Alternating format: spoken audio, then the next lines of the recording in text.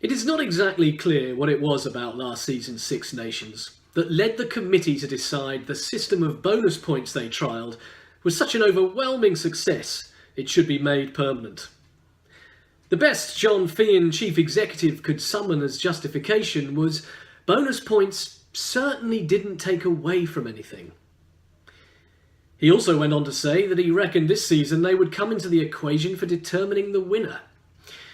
Turns out he could be right, but perhaps not in the way the bonus point swallowers hoped. You see, this vibrant competitive championship could be denied the finale it deserves, and it's all because of those pesky extra points. If Ireland win with a bonus point against Scotland this weekend, perfectly possible, and England fail to do so in Paris, likewise, Ireland will be crowned champions with a round to go. The game long identified as the championship decider and culmination of all that is holy in the rugby heavens, England-Ireland at Twickenham, will be rendered a terrible flop.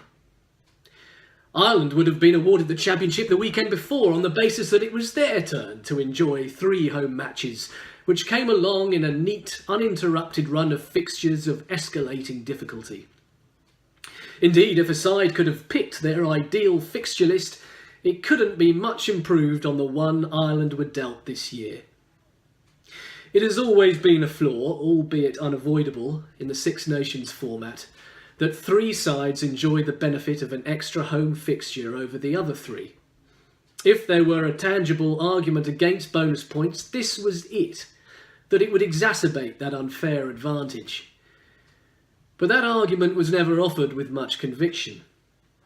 If Saturday's worst case scenario were to unfold, prepare for that to change. And even if it doesn't, why allow the possibility of its ever happening? Bonus points add nothing but unnatural distortions to the age-old business of accumulating points for winning matches. No team changes the way they play on the basis of bonus points.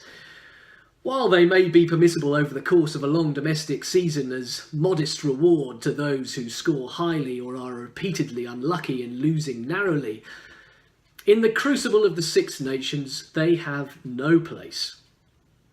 Why they were deemed such a good idea is anyone's guess, other than to be seen to conform. Indeed, it is a curious anomaly that an organisation as insufferably arrogant and intransigent as the Six Nations should be so worried about falling in line on this issue, rather than, say, that of a global season, or that of expansion.